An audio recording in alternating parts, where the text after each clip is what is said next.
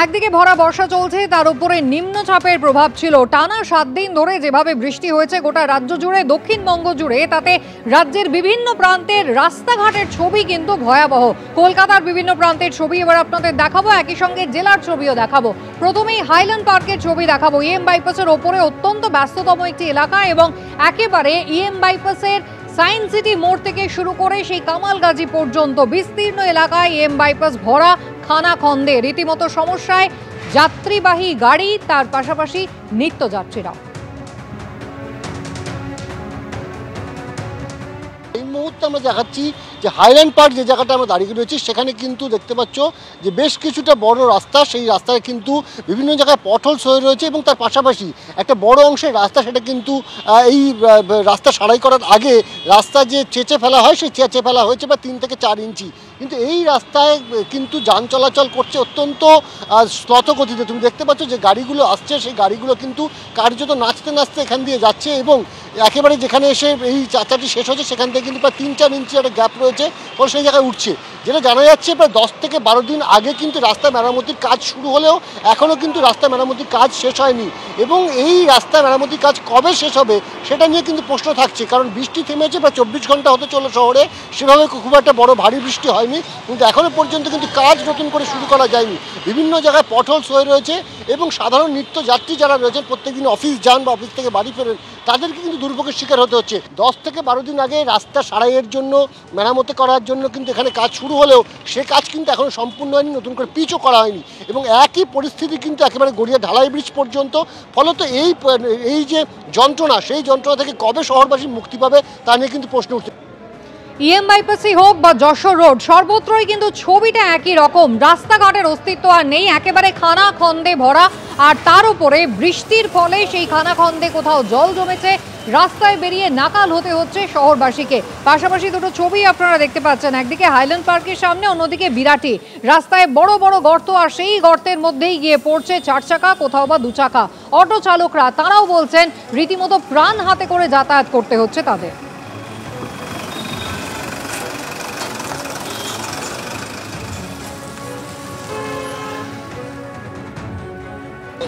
কতদিন ধরে খারাপ?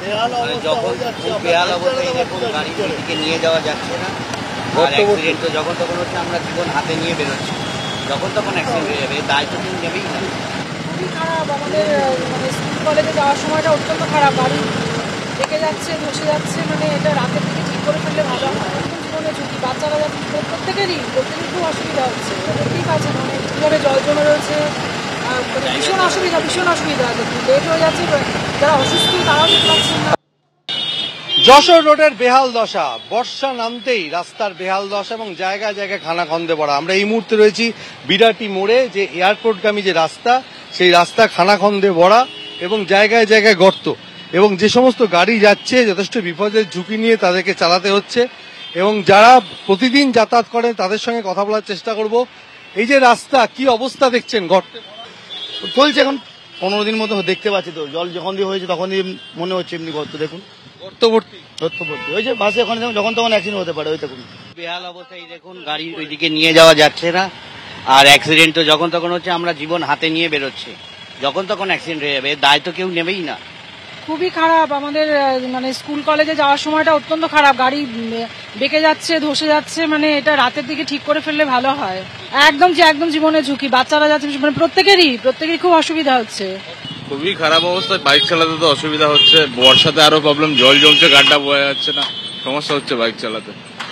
অর্থাৎ প্রতি বছর ফি বছর অর্থাৎ বর্ষায় এই সমস্ত রাস্তা খানাখন্দে ভরে যায় এবং সেই সময়কার মতো সাময়িকভাবে মেরামতি করা হয়, কিন্তু বর্ষা এলে সেই একই অবস্থা হয়ে যায় এবং সাধারণ মানুষ সমস্যায় পড়ছেন এই যশোর রোড দিয়ে যাতায়াত করতে।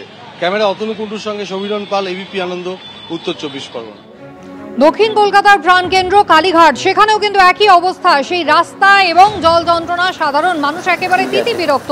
পথঘাটে বড় বড় গর্ত, রীতিমতো প্রাণ হাতে করে যাতায়াত এখানেও।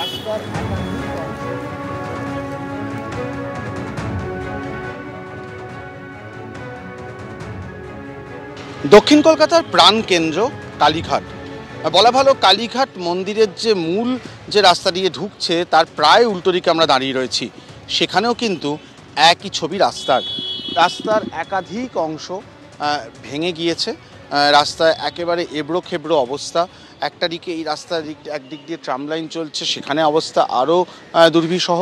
এবং সার্বিকভাবে যেটা দেখা যাচ্ছে যে এখানেও কিন্তু যান যন্ত্রণা একেবারে নিত্য নৈমিত্তিক সঙ্গী হয়ে উঠেছে সাধারণ যারা যাত্রীদের। এই ধরনের রাস্তা, এরকম বিভিন্ন রকম গর্তে ভরা রাস্তা খুব স্বাভাবিকভাবেই বিপজ্জনক হয়ে ওঠে মূলত দ্বিচক্রযানের জন্য।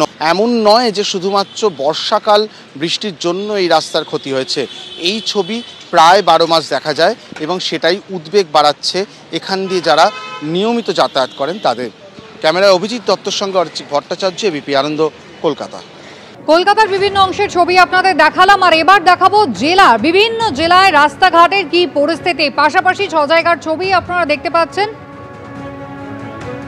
বাঁকুড়া, দুর্গাপুর, হরিশ্চন্দ্রপুর, রামপুরহাট, বোলপুর এবং ময়নাগুড়ি বেশিরভাগ জায়গায় এখনো জল জমে রয়েছে। কোথাও বা জল নেমে গেলেও রাস্তার হাল কিন্তু বেহাল। আর তারই মধ্যে দিয়ে কিন্তু নিত্যযাত্রীরা যেমন চলাফেরা করছেন, অ্যাম্বুলেন্স যাচ্ছে, স্কুল কলেজে যেতে হচ্ছে পড়ুয়াদের।